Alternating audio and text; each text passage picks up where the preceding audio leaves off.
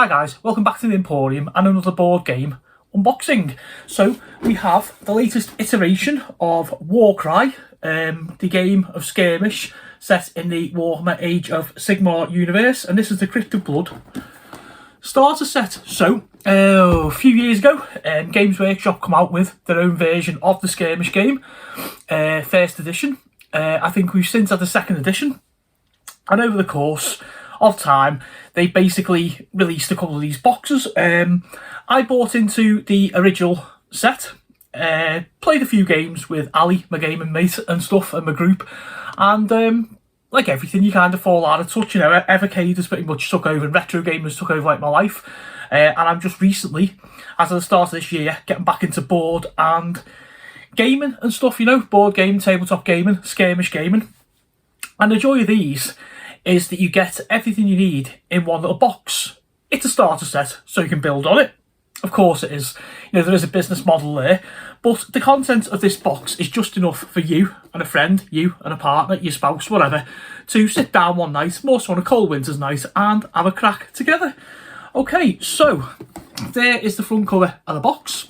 Gives us a little indication of the war bands. They're not armies, they're war bands. They're basically, I think Warcry has war bands of between 4 and 10 models, maybe a few more aside. The big difference, of course, being is if you were to play Age of Sigmar, you'd have to pay like a few £100 to have like many, probably a couple of hundred models, depending on what army you played. All the tabletop, all the scenery, the whole lot. It's quite an expensive shebang. This plays on a 22 by 30 inch map. And with less figures. So cut a long story short, it's a shorter game. You can play a few games in a night. You lose, it doesn't matter. Do you know what I mean? It's a skirmish game. Okay, so I think I'll give a little bit of an introduction there. Most people watching this will probably know of Warhammer Age of Sigmar, Warhammer 40,000, or have heard of it at least. So yeah, let's get into it then. Okay, so a brief introduction. It says Warcry. High in the mountains of Shyish, the realm of death, the Stormcast Eternals of Xandire's Truth Seekers and the Soulblight Grave Lords of the Crimson Court fight a desperate battle. Both warbands seek the treasures of the Crypt, Noctis, the arcane might of which can see the forces of Nagash dominate the realm. Led by Prince Duval and Calthea Xandire, these powerful warriors will clash in epic combat to decide the fate of Shyish. Will the champions of the Stormcast Eternals prevail, or will the Soulblight vampires gain untold necromantic power? Your games will decide. And it just says here, Warcry is a fast-paced skirmish game using warbands of finely detailed Citadel miniatures.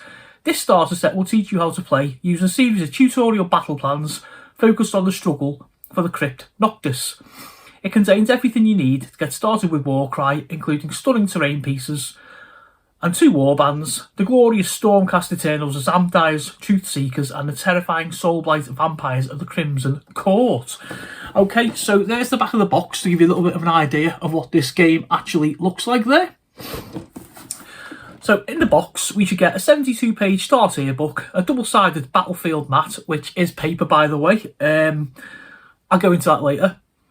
8 fighter cards, 2 ability cards, 18 dice, range ruler and Warcry tokens. It also includes 8 Citadel miniatures, 4 for the Crimson Court, the vampires, 4 for Xandire's Truth Seekers, the Stormcast Eternals, and Warcry scenery. So we get the Soulblight sarcophagus, the Soulblight statue, 2 ruined fences and 2 ruined walls. So, you know, looking at that there, it's going to be enough for us to play a game that lasts about an hour. Okay. And there's a close-up of some of your miniatures. These, of course, are unpainted, but that is a big part of the hobby. A lot of folks love the painting aspect. Me, not so. I had an exodus where I went off into board games, to be honest, because of the same reason. I found the board game was just so much easier to go along and to do. You know, open a board game, learn the rules, play the game, done. These, you get them. You cut the plastic pieces off, you glue them, you paint them, you base them, then you play with them. You know, it all depends. It all depends. I'm not having to go on anybody for either way. Personally, like I say, I'm just not a massive fan of painting. But something like this I could do because there's only like 4 miniatures. for Steph and I to play this, you know, I'd have to paint 8 miniatures, and even I can do that, you know. It's not too much of an ask. So let's put the box down, and we are instantly met with cellophane and a package here of bits and bobs. In fact, I'll tell you what, I'm going to do that, and then I'm going to show you what's under this, okay? I'll say show you, I've opened the box for the first time myself, so I'm curious too. Right, so let's get this open, and we shall see what we shall see, okay? So, let's get the specs back on. Straight away, I found a pack of cards, and these are the profile cards of the 2 warbands. So, what I'll do is I'll just show you the cards. There are various icons on them and little numbers and stuff. Unless you play the game, they don't really make a lot of sense, but it gives you a rough idea. Okay, so I think that is Prince Duval, I think, bad luck with the lead vampire. And on there, you'll see some statistics. Okay, so we see the arrow here with the 5. That means he can move 5 inches at a normal pace. The 4 is his defense value, and the 26 is how many wounds he has. The 210 is his points value. A normal game of Warcry, I think, is 1,000 points. So what you do is you build your models up via these profiles to 1,000 points. This won't be. It's only going to be a 450 point game, possibly, without adding that up 600 points. It's not a full kit, but it's a starter and it's enough. And this is where it gets really fun.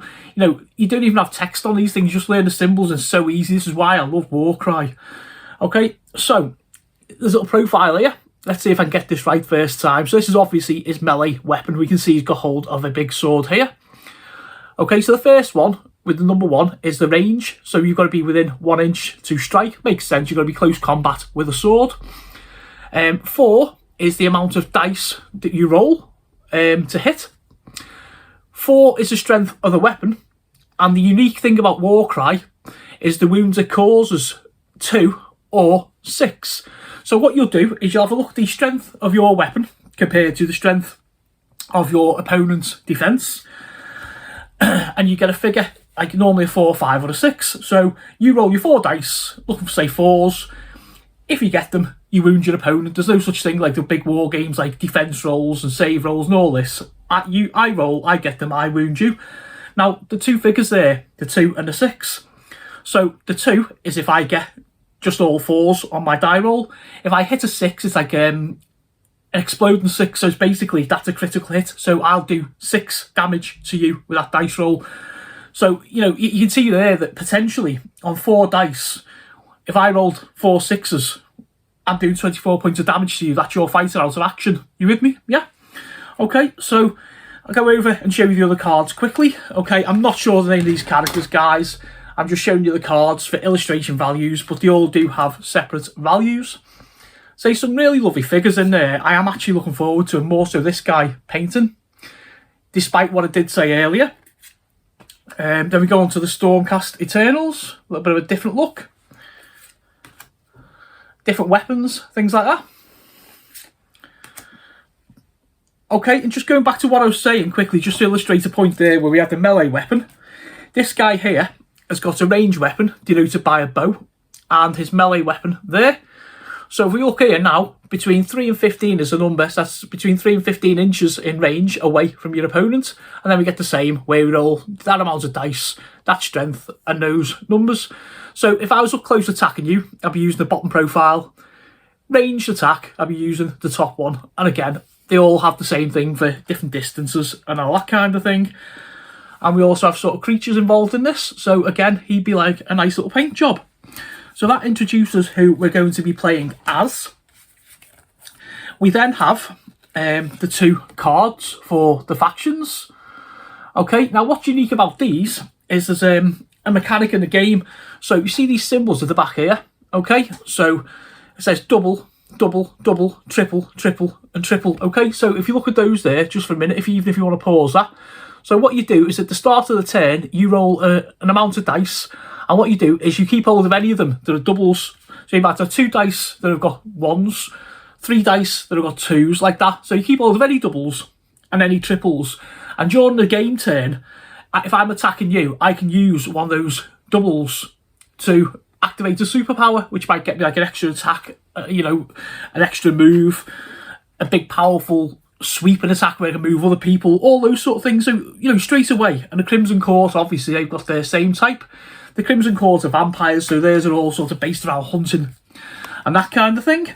But yeah, I'm just trying to give you like a little bit of flavour text here, as well as do like an unboxing, because like anyone can just unbox and go, oh, that, and that. And that's fair enough, that's fine, that's what an unbox is. But I do like to waffle, like quite a few people over the 4 years I've been on YouTube have commented.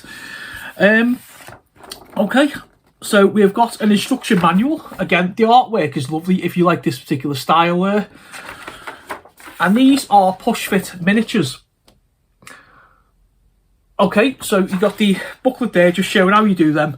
Really simple, guys. Add glue or don't add glue. Personally, I do glue them because I want to, you know, I don't want them to fall apart, but they are very, very tight fit. So if you're the kind of person who isn't a gamer, you don't want to paint, you're not a hobbyist, you just want to get a pair of clippers, push everything in, and have them as good board game pieces you can. Don't worry about it, it's all good, okay? And then on the back, it shows us how we put together a couple of pieces of scenery and what other pieces of scenery we have.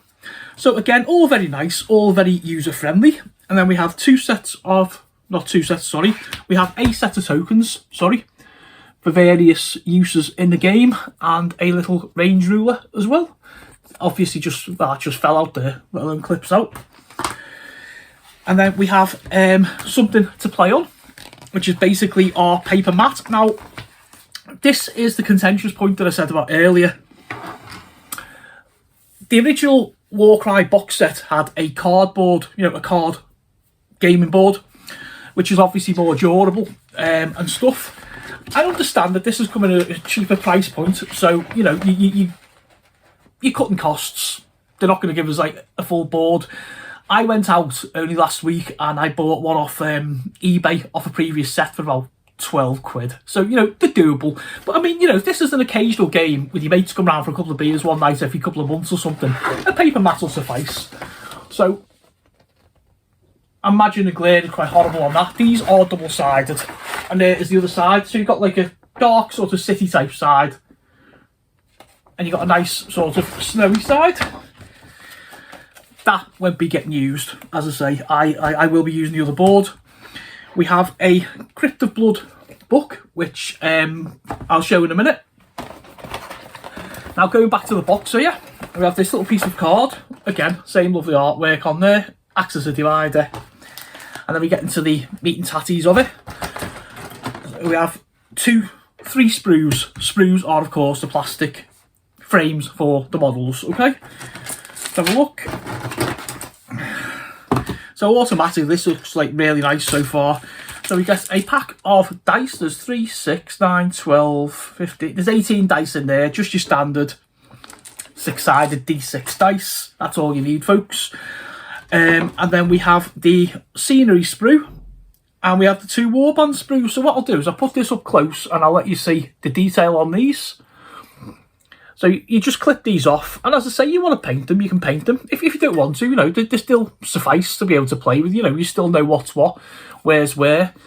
Some nice spiky fencing here, and that kind of thing. So imagine that on like your game mat. You know, you're winning. It's not too bad. I mean, there's a little technique called dry brushing on that, where you just put black over it, paint it black, acrylic paint, of course, and then if you just get if you nick, like, you know, your girlfriend, your wife's makeup brush, an R1, clean that up, dab it in white paint, wipe it on tissue or kitchen roll for as long as you can, and then basically just go over the top as softly as you can. And what that'll do, that'll highlight that, and that'll make them look wicked. It'll make them look really, really good. So a little amateur tip there for you. Okay, and then we get onto the sprues themselves of the main characters. These are in several pieces, obviously, but what is nice is the bases are nice as well, the round bases. What is nice with these is they are colour coded. So the Crimson Court, the vampire, what I'm showing you now, are red. And then the Stormcast Eternals, theirs is blue. So again, there's all your bits like the body parts and the bases. So you don't have to paint these. Also, straight away, you've got a snow mat, you've got grey scenery, red vampires, blue Stormcast. You know, it could be treated just as a board game. Okay, so there was something else I wanted to go into here. Where are we? Yeah, the Crypt of Blood book. Okay, so nice, well put together. Let's have the specs back on for the last time. So we get a little introduction. Welcome to Warcry. It tells us about the Age of Sigmar, learning to play, building and painting your miniatures. I've just gone over that there for you. And then we have a list of battle plans. They're just like little scenarios for you to do. There's 7 of them. And what's nice about them is it starts off moving one figure against one figure, and it kind of builds up over the scenario. So come Battle Plan 7, the Cursed Relics, you'll be able to play a full game of Warcry. Then we go into the core rules. Fighting and battle, move actions, attack actions, disengage, wait, abilities, reactions, terrain, objectives and treasure tokens, picking your warband, Bladeborn fighters, and then what is nice is a section at the back called Continuing Your Quest. It tells you how to gather your warband, monsters, allies and thralls, collecting for display and building a battlefield. Okay, so I say straight away there, you know, we're introduced to some sort of very evocative kind of like images of what the game, you know, it's not going to look like that. Obviously, these are sort of stock photos, but it is nice and tells you like a little bit about the Stormcast Eternals, the Soulblight Gravelords, you know, your vampires. And then it goes in and sort of shows you more, you know, like you could use that as like a painting guide. That looks complicated, but honestly, the paint job on that really isn't, you know. It'd be a base coat of gold.